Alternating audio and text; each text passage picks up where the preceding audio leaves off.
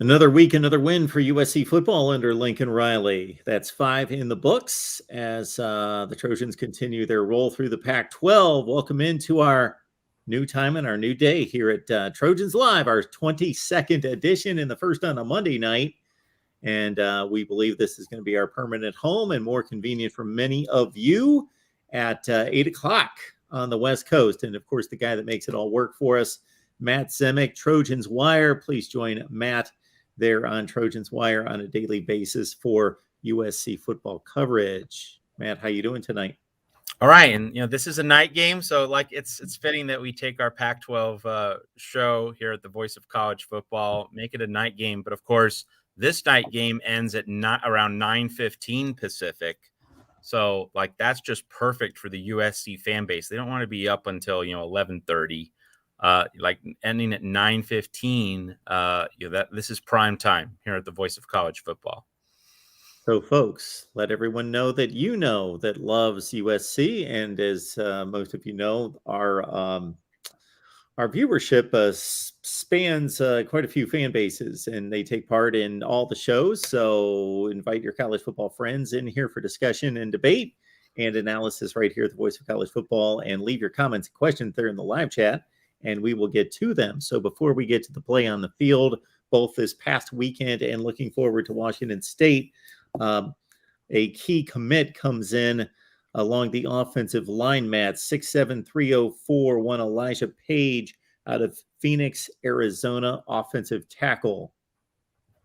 So the big news here is, he decommitted from Notre Dame recently. And so this is a flip from Notre Dame. So Notre Dame doesn't get an offensive lineman. USC does. It's not just getting the prospect himself, but it's Notre Dame doesn't get it. So that's just a fantastic win for Lincoln Riley over and against Marcus Freeman. And I have to think that Notre Dame's sluggish start to the 2022 season played a role in this. If Notre Dame beats Ohio State, are we here having this conversation? I don't think so. And also Notre Dame's offense looking really bad, and Tommy Rees as offensive coordinator not really having a strong start to the season. And, games against Gene Chizik and North Carolina don't count, right, Mark? Those are the rules. So Notre Dame's sluggish start, I think, played a role in Elijah Page's decommitment from Notre Dame. USC and Lincoln Riley snap him up, and USC football analyst and recruiting expert Chris Trevino mentioned earlier today after the commitment that USC has not signed a consensus 4-star offensive lineman since 2019. So you haven't landed the 5-star yet, but a consensus 4-star. That's been rare in these parts. USC has it. You can see the momentum building under Lincoln Riley. 2019 doesn't seem like a long time ago, but start adding up the classes. We're working on 2023 here. So that's considerable for USC, the home of Anthony Munoz and many others. 2019 was before the pandemic. So that is 10 million years ago. So yes, in many ways, in the life that we now lead, it was a million years ago. But on first thought, 2019, okay, not a lot. But when you're talking about stacking recruiting classes and you're talking about a key position, of course, the entire offensive line, but offensive tackles, you need those elite guys.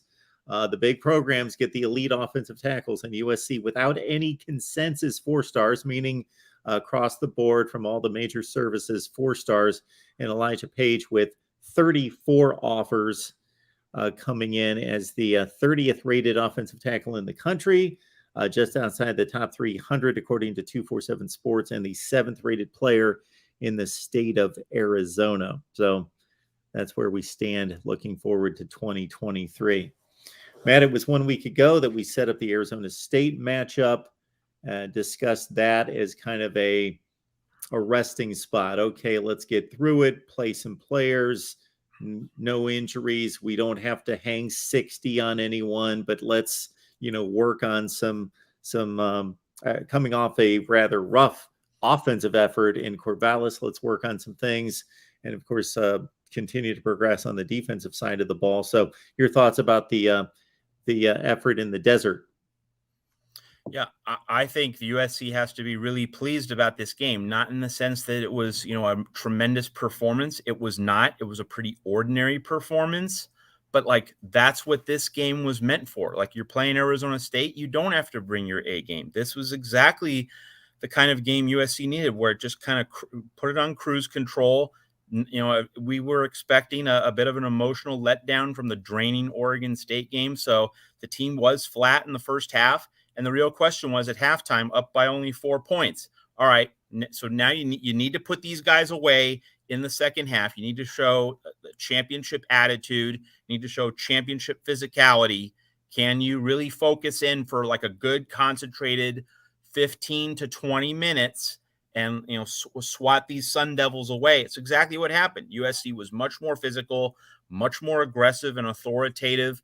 So like you weren't expecting 60 all-out minutes of complete football, not after the Oregon State game.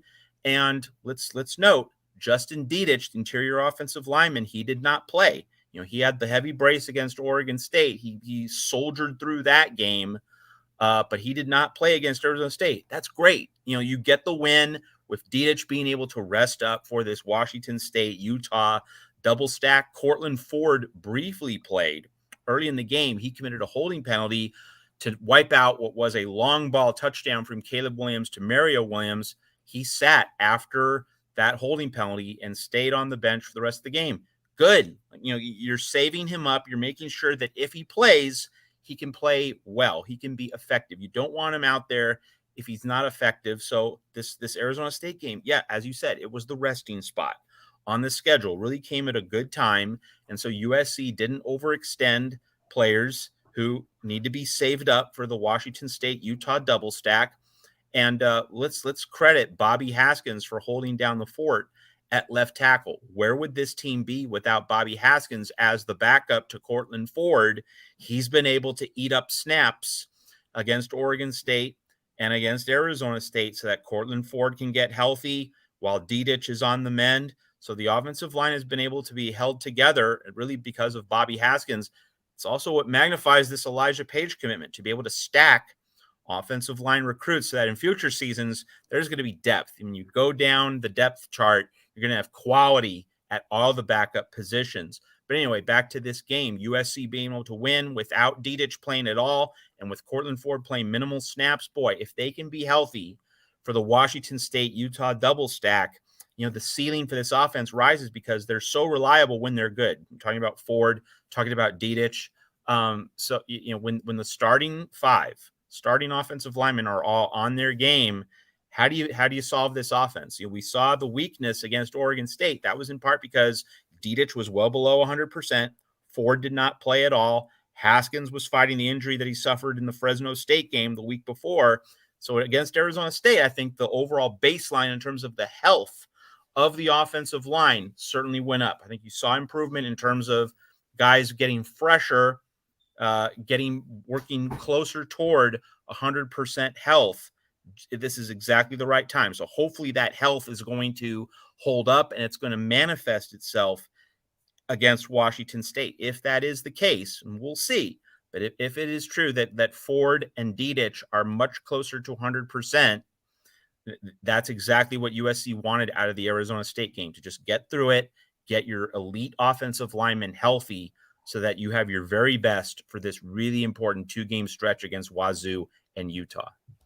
On a bit of a side note, I found it interesting in checking in with our guys, Tim, Tony, and Rick after the USC game. I was just finishing up my weekly Saturday night big call-in show. And then, of course, with the late ending and conclusion of the USC game, they weren't going on until like 2 o'clock in the morning Eastern Standard Time, where I'm located. And then I was checking in on theirs. Was they mentioned Eric Gentry in particular, just having a bit of a surreal kind of moment, because obviously he committed to Arizona State, meaning more than just as a recruitment. He was full in on the Arizona State program and Herm Edwards, and thought that's where he was going to invest 3 or 4 of his years and his playing days. So he admitted after the game, it took me a quarter or so to really be into this game, because I was you know,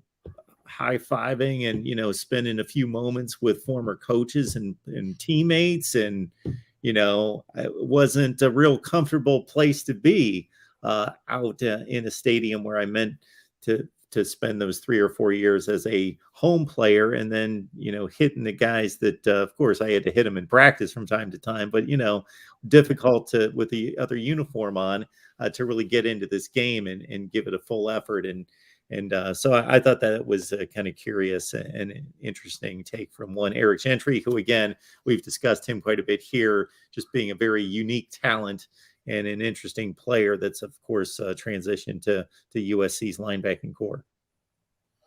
Absolutely. And, USC with Alex Grinch, I mean, at halftime, Grinch made some clear adjustments. And boy, after living through the Clay Helton era, what was one of the central problems with the Helton era? It's that it was halftime adjustments. Third quarters were graveyards for Clay Helton's teams. The third quarter would be when USC fell off a cliff in terms of performance, exactly the opposite in terms of improving, figuring out problems, solving what the other team was doing.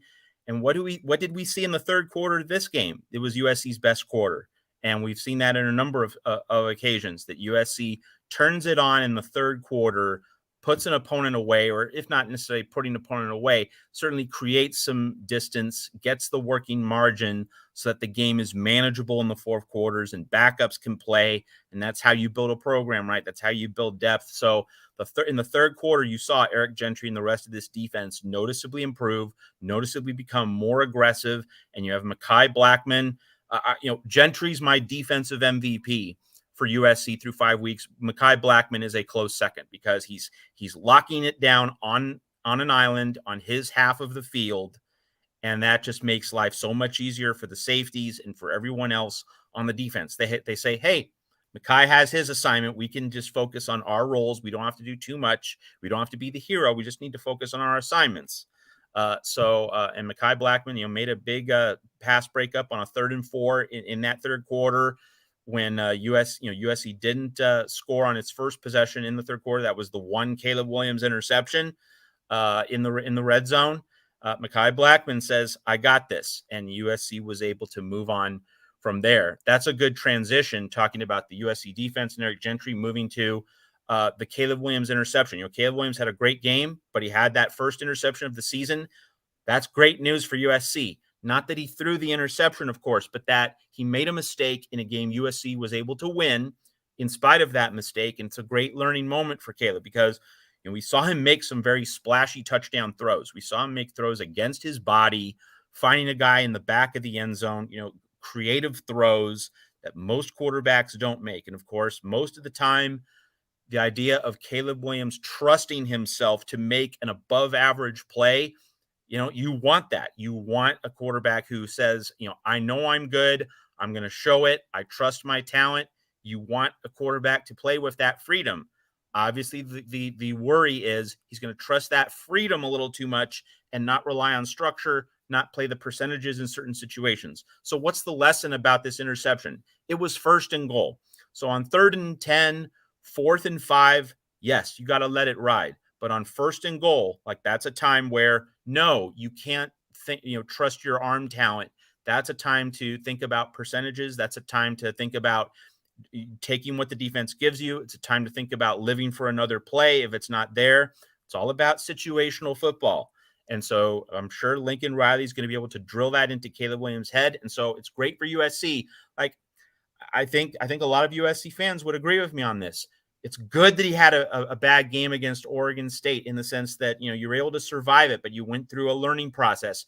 We saw him play a lot better against Arizona State. So obviously the Oregon State game, it's an aberration, not any sort of indicator about what we're going to see on a regular basis. That's one thing the Arizona State game did. But the other thing was, oh, yeah, I can throw interceptions if I'm not careful. And on 1st down, I should either throw the ball away or also hand the ball off to a running back. I don't have to make the hero play on 1st down, maybe on 3rd down. And so it's good before this Washington State game, in which, if Cam Ward plays great, and we'll get more into the Cougars, but like, this is my worry. If Cam Ward plays a great game, I'm not saying that he's going to, but if he does, then USC might have to get into a track meet. And if you get into a track meet, even one interception in the red zone could be very costly. So this is something for Caleb Williams to learn from. And, everything that we've seen from him under Lincoln Riley, he learns. He was a lot better. He was a lot more accurate, polished in this game after the Oregon State game. Like, he put the Oregon State game behind him, learned what he needed to learn from it, but still made a few mistakes. And so, USC needs Caleb Williams at his best against Washington State and especially Utah. So learning from mistakes, it's a good thing, to be able to have some points of inefficiency, to have some weaknesses, have some flaws around the edges, and still win and still learn and still grow.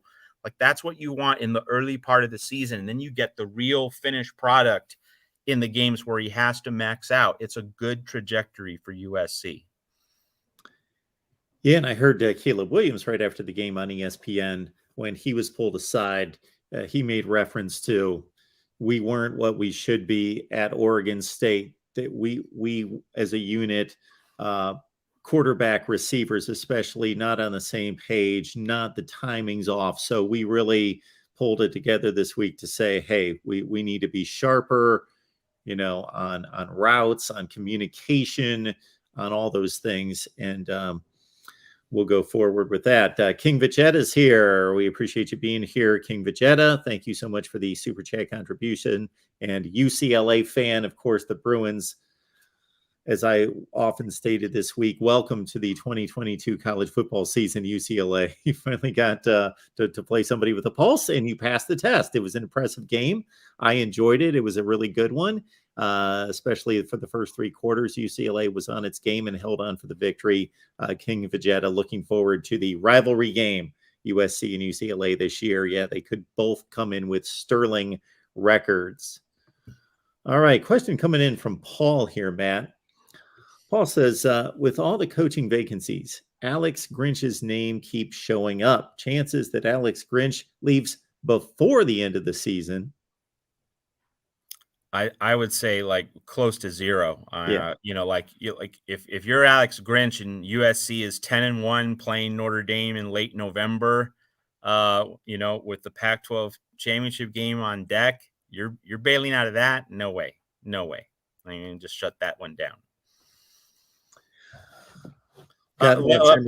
Hey, let's just since we talked about Grinch, let's just talk about these Pac-12 coaching changes. Now that we have a second in-season firing with Carl Durrell being fired at Colorado. So, on one hand, ASU has the much higher ceiling. Phoenix, the bigger market, and ASU is showed in 1996 and 1975. It can be a top 2 team in the nation if it can put it all together within a given season. So you obviously have the higher ceiling at Arizona State, but that's the counterbalance is the looming NCAA penalties for the COVID-19 recruiting violations. So it's really interesting to see if for various coaching candidates, not just Alex Grinch, but others around the country, how are they weighing those two jobs now that they're both open in the same conference in the same part of the country? That's going to be an interesting little drama that plays out. And there's another common thread between the ASU and the Colorado job, and that is that industry experts like John Wilner of the Wilner Hotline, other people who follow the Pac-12, they will tell you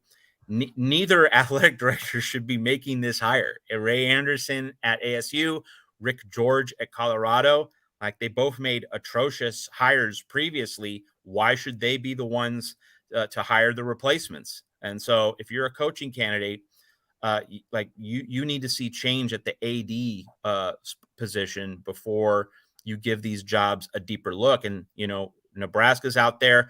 I think Jim Leonard's going to get the Wisconsin job. So I'm not really treating that as a true opening. I think that's Leonard's just going to get the promotion from within.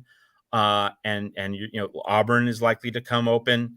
Other like Neil Brown at West Virginia, like that could be coming open pretty soon. Like he seems to be on his last legs there. Other jobs as well. So if you're a coaching candidate, I wouldn't look to ASU or Colorado as a first choice unless or until we see a really good athletic director come in to fill each of those positions. It's going to be really interesting to see how those dramas unfold in Tempe and Boulder. Folks, this is our new day and time right here at the Voice of College Football USC. We appreciate Matt being here. He makes this show roll.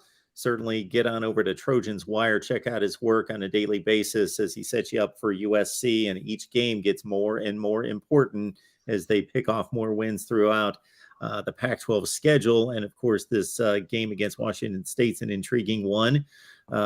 They played extremely well. One loss, that was a shootout against Oregon. That was a game that they had a late lead, gave it up late, and it was a wild affair in Eugene. So that's certainly no shame in losing that game against, I believe that was in Eugene. It was in Pullman. It was in Pullman. Okay, that's right. Renard Bell had a big game this past weekend against Cal. They held Cal to 9 points. Of course, the early big season win in Wisconsin doesn't look as great, but still, man, this is a good football team. Cam Ward had a big night against the Golden Bears as well. 343 through the air. He did throw 2 picks against 3 touchdowns. Nakia Watson, the Wisconsin transfer, led them on the ground, but they certainly go to the air most of the time. In a game that they had a 3-score lead, they still threw at 40 and ran at 25. So, as you look at the challenge against Washington State, what stands out? It's got to start with one Cam Ward. It certainly does. And so, I'm curious to see how Washington State attacks USC's defense, because it is a pass-first offense, but yet pass defense is really where USC has been okay. I mean, I'm not going to say spectacular, but it's been decent, and that rush defense is really USC's Achilles heel. So in that sense, it might be a compatible matchup. But Cam Ward is extremely athletic, and he like Caleb Williams, like Jaden DeLaura at Arizona. There will be several plays in each game where he makes a throw that not many quarterbacks can make. The thing with Cam Ward is that he'll also make a few what the heck kind of throws.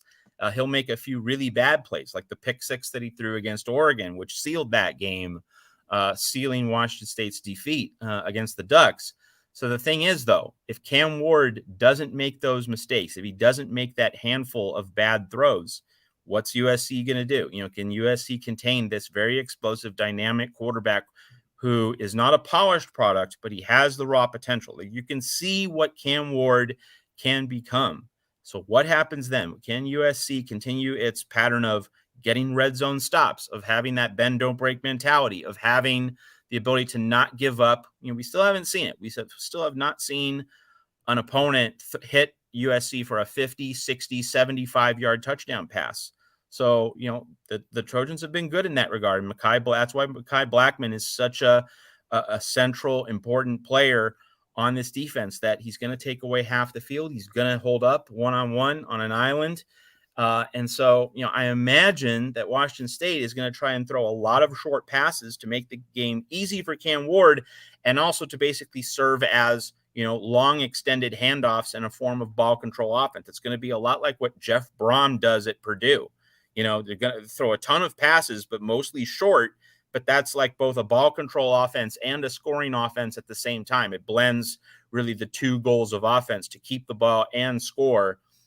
I imagine Washington State's going to do that. And if that's the case, we're going to see like former USC safety Talanoa Hufanga. He intercepted Matt Stafford on Monday Night Football just before we came on air, for a pick 6. And that's film study. And so we need to see current USC players study film and try maybe jump a route, get a pick 6 on Cam Ward. If they can get something like that, boy, that is a whole lot of leverage in this game, looking at the matchup between USC's defense and Washington State's offense.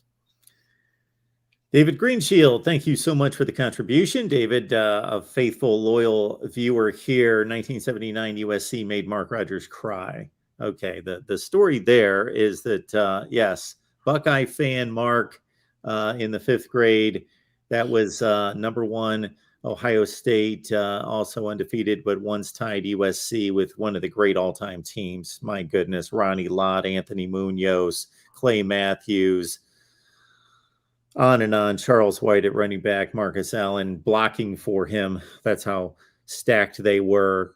Tremendous Rose Bowl game for the national championship, at least on the Ohio State side. 17-16 as Charles White went down the field in the final 2 minutes to win the game and go over the stack there.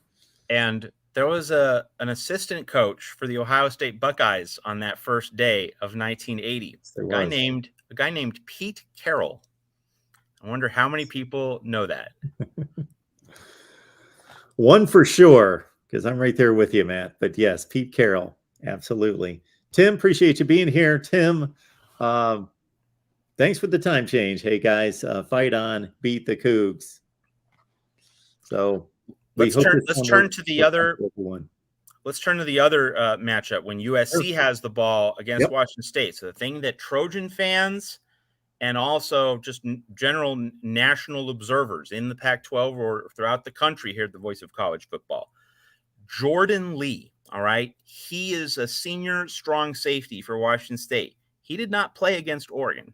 So when you realize that Bo Nix was able to throw down the middle third of the field and make big plays late in the game, Oregon was able to get some splash plays when it was trailing by 2 scores, then by 1 score in the final 4 minutes. Jordan Lee was not there patrolling that middle third of the field. That was a very crucial central piece Washington State was missing in its back line of defense. So Jordan Lee was back last week, and Washington State shuts the door on Cal. Cal scored 49 against Arizona in week 4. It scores only 9 against Wazoo in week 5. So Jordan Lee, very important piece to this Washington State defense, and he's going to play in this game. And so if I'm Caleb Williams and I'm surveying the field, and I'm trying to get that pre-snap read from Lincoln Riley so I just know where to go, I know how to process the play, I need to know where Jordan Lee is for Washington State. I need to probably go to where he isn't, or I need to steer him in a direction and then throw to the other side, get him off the scent. Jordan Lee, you want to know where he is at all times, not just for USC and Caleb Williams, but also if you're looking in on this game, watching on Fox Sports, you will want to monitor how he fares against USC's offense and Caleb Williams in particular. Cal off to a pretty good start this season. Of course, they came within a Hail Mary at Notre Dame. They put up the 49 that you mentioned the week before against Arizona, but Washington State good enough that despite losing the turnover battle 2-0 on the 2 Cam Ward interceptions, no fumbles in the game, that they still win by 3 scores against Cal. So this Washington State team not necessarily a pushover here. I don't know what I will look up the line on this one if you don't know it, Matt, but I know that it opened at USC -10. I don't know how much the line has moved, but I think USC opened -10. LBC Trojan, always enjoy your show. Thanks for the time change. Rick, appreciate that. LBC Trojan, one of the 3 on the post game that do such an outstanding job here at the Voice of College Football USC. So join LBC Trojan, Tim and Tony after every USC game and get on over to Trojans Wire. For sure. And also need to plug Tony Altimore's interview of Washington State's Chancellor, Elizabeth Chilton. So that was great. And so it's there on the YouTube archives here at the Voice of College Football. So you want to that was on the Pac-12 show this past week. So you want to listen to Tony Altimore, who knows so much about college sports administration, talking to a college sports administrator at Washington State. That was really good. All right. We did have a few questions not pertaining necessarily to this past week's game or Washington State, but lots of 1979 USC content in the comments section. Pretty fascinating. Yeah, probably people just wanting to stick it to me a little bit, I guess. For the record, David, I was not crying at the bus stop. That was not true. No, I told the story about how, of course, we all had to go back to school the next day on January 2nd. I was just in utter shock, still just in utter shock. Yes. And you didn't know what Earl Bruce was going to do on January 1st. Like you just weren't used to it yet. No, we had our ups and downs on January 1st. Little did I know that that was going to be his best season, and the next 6 in a row were 9-3, 9-3, 9-3 over and over and over. Couldn't All right. even beat Ted Tollner on January 1st. No, For no. crying out loud. Despite Chris Carter setting a Rose Bowl record for receiving on that day. All right. That's still owned by an Ohio State Buckeye, by the way, at the Rose Bowl. So, Aaron Palmer, question: thoughts on the potential transfer portal additions mid-season? I think players can transfer if the coach is fired mid-season. Boy, Matt, if you've got anything on that, take it away, because I haven't given that any thought. Full disclosure, Tony Altomore caught that on earlier on Monday, and so yes, that's true. That's a real thing. The thing is, I don't know if there's like an elite offensive lineman on Colorado that Lincoln Riley can poach, given how bad Colorado is. But maybe Arizona. So maybe Arizona State, and maybe Wisconsin. Maybe you could get maybe a prospect from Wisconsin. Also maybe Nebraska. So like those are definite things that Lincoln Riley and his staff should be looking into. And beyond that, beyond the in-season transfers, that would obviously be great if USC can land one. But in terms of a big off-season transfer portal pipeline or source for USC, Louisville, right? Because Scott Satterfield, he's gone, right? He's going to be out by the end of the year. And Louisville got a lot of highly rated recruits with NIL deals. You would think that those high-end recruits that Satterfield collected, they're going to go into the portal. Louisville is a place where one would think Lincoln Riley can do a lot of damage in the portal, which, he's going to continue to use that. And especially heading into the Big Ten, like I'm looking at Louisville as a place where Lincoln Riley can really load up. It's going to be another really big portal offseason for USC. Now, in season, again, great if you can snag an offensive lineman from Wisconsin or Nebraska, but like it's not something you expect. But portal opportunities abound for Lincoln Riley in the coming months. Yeah, Boston College looked like the worst team in the ACC until Saturday. And so if Louisville cannot defeat Boston College, it's not looking too good for Scott Satterfield. And it's just amazing now, Matt, with 5 coaches going down in major college football in 5 weeks. We've never seen anything like this. Nope. Where administrations are willing to just write the check for 10, 12, $13 million, whatever it is, and say, get out of here. We need to move on. I'm waiting for the day in this industry. Like, this doesn't have to be explained too much. I'm waiting for the day in this industry when these ADs aren't going to set up these huge buyouts. Like, that's just insanity. And you can't commit all this money. And look at Michigan State, handing Mel Tucker all that money based on one season, still in the pandemic. Just brief digression here. We've seen, like in the NBA, all the injuries because of the shortened NBA off season, and you have all the pandemic absences and all the distortions. You really want to see a few seasons unfold in any sport. I'm not just talking about college football, but any sport, because the pandemic just distorted so much about rosters, about training time, about practice and availability with coaching staffs. This is so fluid right now. To give Mel Tucker everything based on one season in the midst of all this pandemic uncertainty, boy, you have to wait until you have the right guy, and you can't just give all this money up front. It's insanity. It should be noted that Wisconsin and Paul Chryst agreed to a reduction of the buyout from 16 down to 11. So that's some savings. So good on Wisconsin for being able to do that with Paul Chryst, but that's still $11 million paying a guy to not work. And ADs just have to be smarter, and they can't panic about, I can't lose this guy after one big season. ADs have to be patient. They have to play the long game, and they have to rely on more than one great season to know that they have the guy. Because anyone can have one great season. Clay Helton. He had 1.5 or 1 3/4 great years under Sam Darnold. But as soon as Sam Darnold left, what did they have? They had nothing. So athletic directors need to change the way they do business in terms of these buyouts, in terms of these large sums of money. We need an industry change, but I'm not seeing it. Like, I'm not seeing anyone actually living up to that idea. It's certainly a big problem throughout the college football coaching industry. Totally agree. And it keeps happening with unproven coaches, not just at that particular stop, but prior to that. Mel Tucker, a really good assistant at Georgia, goes to Colorado for 1 season, wins 5 games. Michigan State overpays for him. That's fine.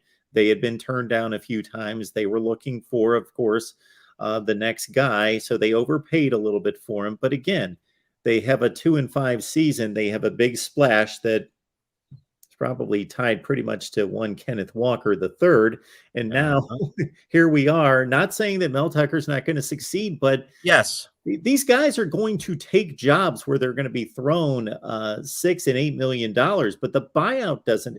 It's not like you're not going to be able to find a coach that you're waiving $8 million a year at just because the buyout's not going to be some ridiculous sum of money.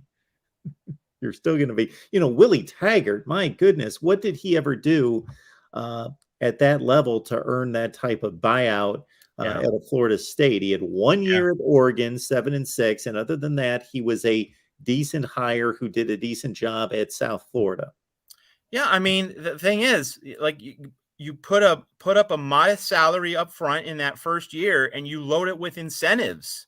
Like, that should be how you do this. Like, if you reach these targets, these goals, okay, then we're going to escalate, but like, it should be incentive based. It should be performance based. And I just don't get, like, the guaranteed money that it just all seems pretty obvious in terms of how athletic directors should go about their business. And if guys want to walk, like, if you're not willing to stay with our program because you have to get every last dollar up front, goodbye. We'll get someone who's more loyal, So yeah. This industry is really screwed up right now. Yeah, absolutely. Get off my pylon. You need to get on over there. That's the name of Matt's new podcast that releases each and every, I always forget this, Tuesday. It's out. We talked Colorado coaching search, of course, as well as previewing the 2 really big games in Los Angeles this weekend, Utah, UCLA, and USC, Washington State. That's this week on Get Off My Pylon. And not that too many people care about the Big Ten here, but we uploaded our latest edition of Big Ten Paradigm and looking at the various coaching situations within the Big Ten. The big story for USC fans relative to the Big Ten is really pretty simple. We're going to own the Big Ten West for a very, very, very long time. Unless the Big Ten puts Michigan or Ohio State in a reworked West Division. I mean, this is just going to be easy pickings for USC. The timing could not be better. Yeah, they can't mess around with that. It's a geographic split. I don't see them messing with that. So USC, you've got a free ride there. And maybe UCLA. I've always thought UCLA was a sleeping giant as well. We'll see what this does for them. And we saw what Terry Donahue was able to do with the Bruins. I mean, that was a great run, with the Bruins. So, but anyway, like, the USC is gonna love the Big Ten West. Like, that seems pretty apparent. WVU Mountaineer Lair with Kenny has a question about the front runner for the Heisman out of the Pac-12.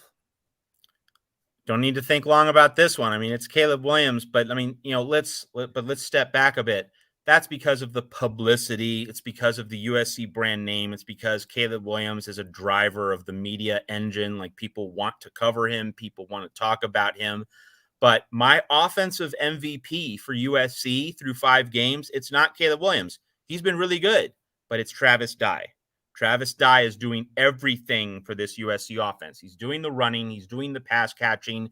He's doing the pass protection. He's a mentor to Raleek Brown, who's the young buck. in the backfield. He's bringing him along. Like Travis Dye is the ultimate teammate, ultimate warrior, playing through pain.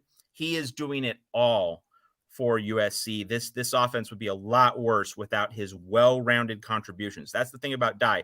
He's contributing in so many ways, in so many areas. So, hey, Caleb Williams is great, and he is going to get the Heisman buzz as long as USC, keeps winning at this rate. But Dye has been the best player on this offense. I mean, Jordan Addison's been great. And Mario Williams has been great, but Dye is the offensive MVP through 5 games.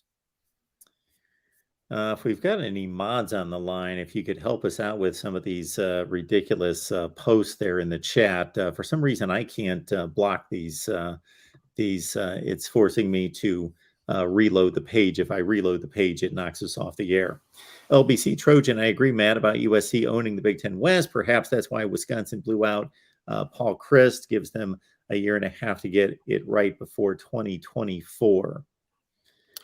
I think the point here to make, Mark, and for all our viewers here on the Voice of College Football, is that if other athletic directors wanted Jim Leonhard as coach, like he had the chance to jump to various other jobs, but he didn't. So I think Jim Leonhard has been patiently waiting, kind of like Brent Venables, waiting for a really choice job to open up. He didn't just pick any old job. He wants the right one. So I think Jim Leonhard has had his eye on succeeding Paul Chryst at Wisconsin. So that door seems to be opening up for him. And obviously the great unknown with Jim Leonhard, is the Jimmy Lake question. Like, does he know how to build an offensive staff? Does he know how to figure out the opposite side of the ball? So one UW in Seattle, an excellent defensive coordinator, promoted from within to head coach after a lauded coach retired, Chris Peterson. Jimmy Lake did not have a clue how to build an offensive staff, a winning offensive approach. So that is the one unknown. I think Jim Leonhard gets the Wisconsin job permanently, but if you are Wisconsin's athletic director, you need to ask Jim Leonhard, what's your vision for the offense? Who would you hire as your offensive coordinator, quarterback coach, on and on and on? That's what we don't know yet. And so really, in many ways, Jim Leonhard is likely to be the head coach. The real intrigue at Wisconsin is who's going to be the offensive coordinator for the Badgers in 2023. And for all those people that question the move that Wisconsin made and say, how can you do this to somebody who's had this kind of success at Wisconsin? I get it. It's certainly been a nice run for Paul Chryst. He's pretty much fallen in line with Alvarez, Bielema, and Anderson in regards to putting those kind of 10-2, 9-3 teams together that have been primarily the best program in the division during his stay. However, Wisconsin's thinking forward. And I don't know that Paul Chryst is the guy that is going to elevate the program. We've seen fall off clearly for the past going on 3 seasons now. His current recruiting class is 57th in the nation, coming off 41. And Wisconsin's never been a recruiting giant, but still they need to sit more in that 30 to 35 range. And the one thing about naming Leonhard as the interim coach is, for some reason, even though that is also what I believe the plan is to elevate him once the season's over. If it does turn out to be some kind of disaster, or there are some warning signs, they're just in interim status right now, they could certainly back off on that commitment. One thing to say while we're talking about Wisconsin, hey, remember late January when there were all the rumors about Caleb Williams going to Wisconsin? Good choice, Caleb. Good choice to not go to Madison, because we remember there was a 72-hour window at the very end of January when some Wisconsin Rivals reporters were saying, oh, this could get done shortly. Could be a done deal. Look out. So good times, good memories here on the Voice of College Football. Yeah, and that just didn't seem like, with all that is Wisconsin football, just not a fit for a Caleb Williams in any such way.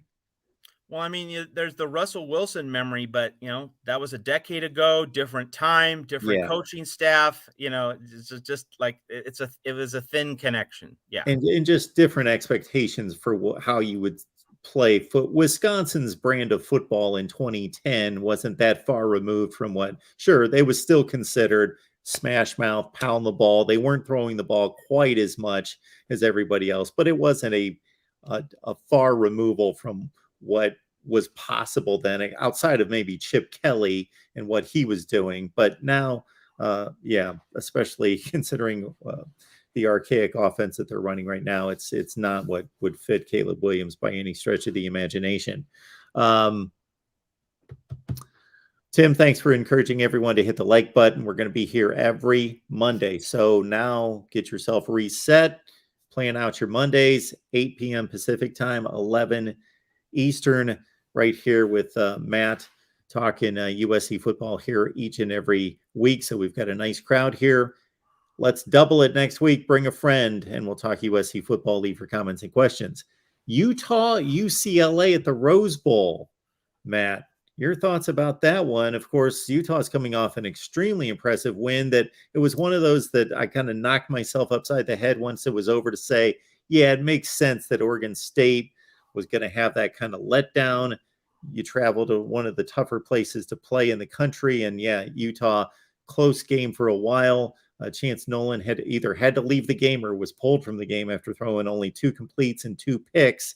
And USC gets 3 picks from Clark Phillips and runs away from Oregon State. And of course, again, UCLA finally introduced to Power 5 football this week, and they showed up and played a really nice game against Washington. Yeah, so 2 main talking points for Utah UCLA. First off, that UCLA was kind of lying in wait for Washington. The Huskies had not played a road game in any of their first 4 games, and of course, Washington's win over Michigan State just looks that much worse now. And also, Washington crushed Stanford in week 4, and Stanford is horrible. I mean, Stanford's a lot worse than I thought. I thought Stanford might start the season slowly, but would evolve and improve. Nope. I mean, Stanford is atrocious. So, Washington's best win is Kent State, right? I think so. And that was in week 1. So, the Huskies not really having a big test and not having any game away from Seattle. And they go down to Southern California, and Washington playing in warm weather environments, that often goes sideways for the Huskies. And we saw that. And it's going to be interesting to see how much Washington evolves and improves over the course of the season. Washington is really a mystery team at this point, because we don't know which way the season is going to break for UW. So it's going to be interesting to see how Washington evolves. And for that reason, UCLA still has, an element of uncertainty attached to its season and how good it really is. So Utah, the defending Pac-12 champions, that's the big proving ground moment for UCLA. The other big talking point, what happened to Utah in week 1? A running quarterback, an agile, dynamic, athletic, dual threat guy, who could run for big yards and could really change the dynamic of any particular play, any individual play.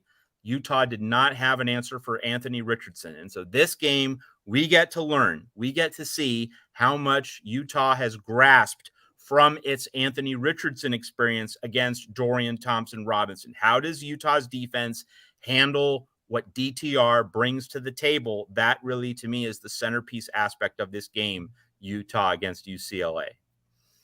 I don't want to overplay the psychological portion of this because I try not to get into these the players' heads, but certainly Utah is more battle-tested from not only this season but prior seasons. Used to play, there's a standard there that's been established and met by Kyle Whittingham, and the players have met it. They played in Pac-12 championship games and Rose Bowls, and they've accomplished quite a bit. Where UCLA has met the big stage a few times last season, namely at the Rose Bowl against Oregon.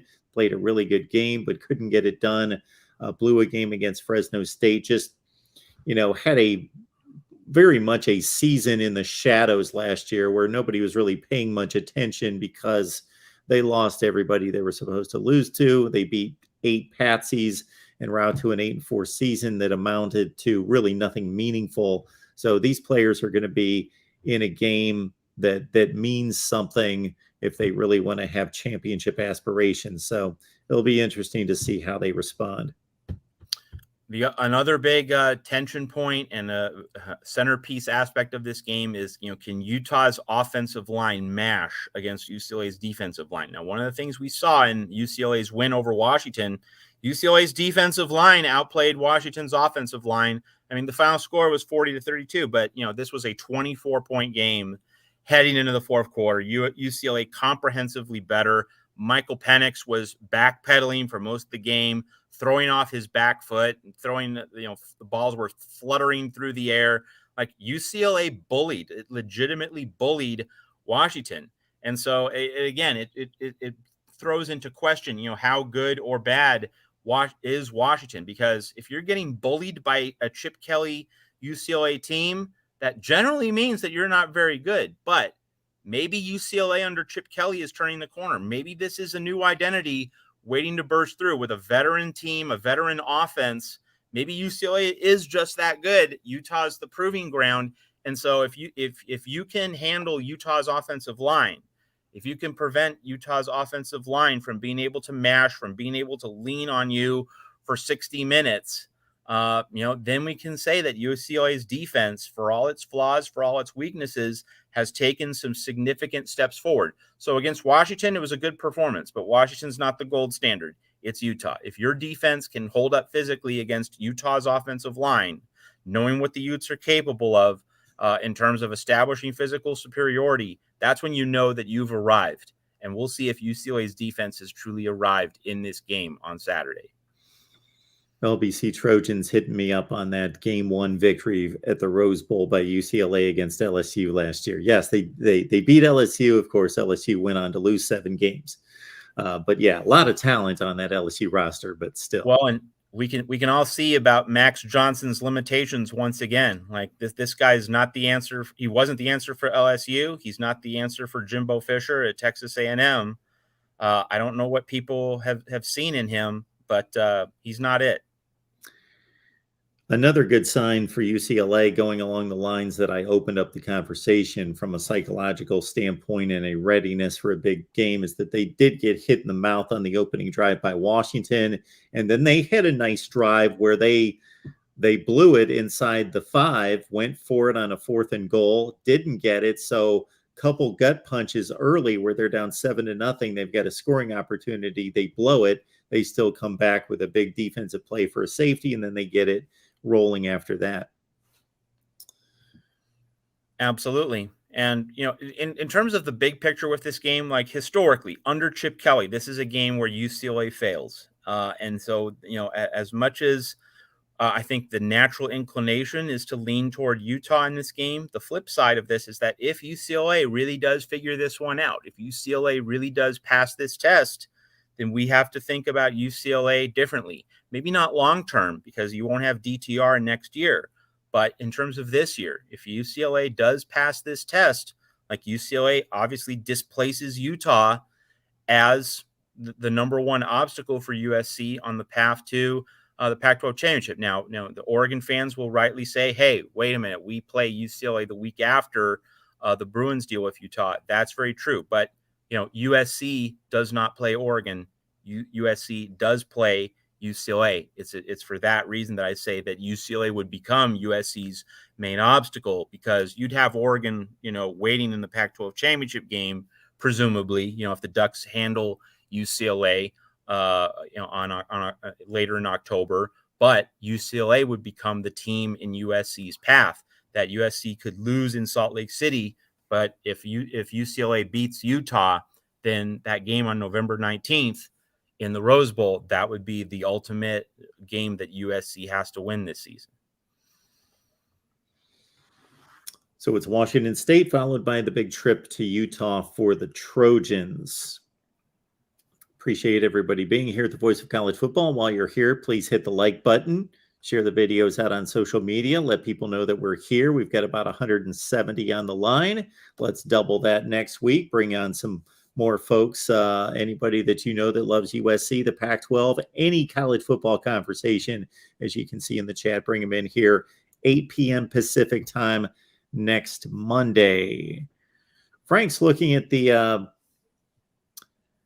Utah and Washington State defensive secondary against an elite wide receiver room at USC.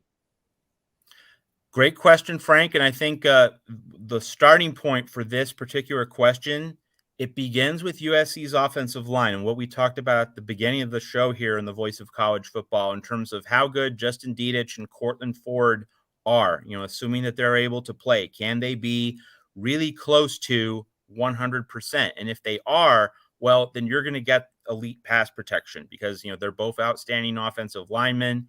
And so if you can get great protection, that obviously means you can throw farther down the field. But if Dedich and Ford are not particularly close to 100%, I think that's going to affect Lincoln Riley's line of attack. And it's going to mean that you're going to see more short and intermediate stuff. You might invite Washington State to blitz, and then you throw some screens or you throw some misdirection passes, and you work the short and intermediate areas. And then maybe you look for a shot over the top later on in the game. But if Ford and Dedich are both able to play and are able to be at a high level, if they're able to perform up to their own expected standards, then you could see more deep shots against the defense. But the other thing to reinforce, Jordan Lee, the strong safety, Lincoln Riley, I think, is going to try to attack away from him. If they can get him to one side of the field, they'll go to the opposite side. So maybe, one could reasonably expect Jordan Lee in the back line of Washington State's defense at strong safety. You would imagine he's probably going to help over the top on Jordan Addison. So that means this could be more of a Mario Williams game, less of a Jordan Addison game. You could also see Brendan Rice, Taj Washington get into the action. So those are some of the tension points in terms of how USC's receivers go up against the Washington State secondary. All right, folks, I want to remind everyone that we've got USC post-game with Tim, Tony, and Rick after every USC game. The Washington State kickoffs at what time, Matt? About 4:40. The Fox broadcast will start at 4:30, so that's usually like a 4:40, 4:45 kickoff. Want to say this to Trojan fans watching here on the Voice of College Football. Now, against Arizona State, it was a late kickoff, 62,133 tickets sold. The Coliseum's capacity is 77.5. Now, so this is not a late night game. It's a much better opponent. It's that central big stage that you want in prime time. Like, this is the time to pack the Coliseum and create that Pete Carroll era feeling. And of course, when Pete was coaching, the Coliseum had over 90,000 seats. And even for non-UCLA games, non-Notre Dame games, you'd see over 90,000 in the yard on a regular basis. And so this is a time to get all 77,500 seats filled. It's exactly what USC fans have been waiting for. So, to get those 15,000 extra seats filled. And I'm not being critical about the 62,133 number for Arizona State late at night. Like, Arizona State's a bad team. Why spend a hard-earned roll of 20s on the Sun Devils late at night? Nothing wrong with that. But this is a game you want to show up for. And the Dodgers are not playing this weekend. They get the weekend off because of that wild card series. They're going to be resting. They don't start until Tuesday. And the NBA season hasn't started yet. This is the ticket. I'm expecting 77.5 at least, if not a standing room crowd of just over 78,000 in the Coliseum. The USC team needs to step it up. The USC fan base also needs to step it up. I mentioned that over the weekend at Trojans Wire. So we've got quite the checklist for everyone here that loves USC football in particular. First and foremost, you've got Matt on Trojans Wire. Get there and get set for the Washington State matchup this Saturday. Number 2, you got Matt's new podcast that just released its, 6th edition, Get Off My Pylon. Where's the best place to find that? How would you describe that best, Matt? At College Gridiron Coast to Coast. You can find it at Apple Podcasts. You can find it at Google Podcasts. If you do just a Google search, College Gridiron Coast to Coast, Apple Podcasts. That should get you to the main page where you can follow not just Get Off My Pylon, but all the shows, including Mark Rogers' Big Ten Paradigm, under the College Gridiron Coast to Coast podcast network. So like an Apple Podcasts, Google search, College Gridiron Coast to Coast, that works for Get Off My Pylon. It should work for Big Ten Paradigm as well. College Gridiron Coast to Coast has a feed and a homepage at Apple, at Google, also at Red Circle, another podcast distributor for the College Gridiron Coast to Coast network. All right, folks. Next up on the checklist, Tony lets us know right there. We're doing a live show on Mark's channel tomorrow at 4 Pacific, 7 Eastern with Chancellor Chilton from Washington State. Come watch. So that's going to be on the main channel, but it's also going to be on all the Pac-12 channels here at the Voice of College Football. So right here on the USC channel and the Oregon channel, so you can catch it at any one of those destinations. That's going to be extremely insightful. So don't think in any such way, all I care is about football. Why would I want to hear that? Tune in. It will be fascinating. You know, the inner workings of building a football program, how the football program relates to campus, the administration, all the various facets, budgeting and so forth. All of that is going to be covered by Tony, and he is the best guy possible to take on this conversation. So really good stuff there. After USC and Washington State, right here at the Voice of College Football, USC, you check out Tim, Tony, and Rick. And then, of course, back here next Tuesday. Next Monday, I gotta break the habit. Next Monday. But I just want to say, like, our USC post-game shows have been late night affairs because of the late kickoffs the past 3 weeks. So now we get one of those 4:30 Pacific games. So you can come at 8 o'clock Pacific, 11 p.m. in the East. You can join the post-game show with Tony, Tim, and Rick at a reasonable hour. So you definitely want to come on in after the Washington State game. Awesome stuff. Glad everybody could make it tonight. Bring a friend next Tuesday.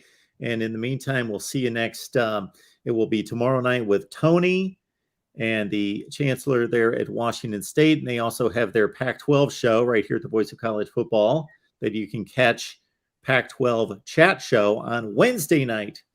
Matt, we appreciate you being here. Thank you so much for being here at a different time where it appears as though we can get a larger crowd in here. This is the real Monday Night Football. That's it. Thanks so much, Matt. Thanks, everyone. We'll see you soon.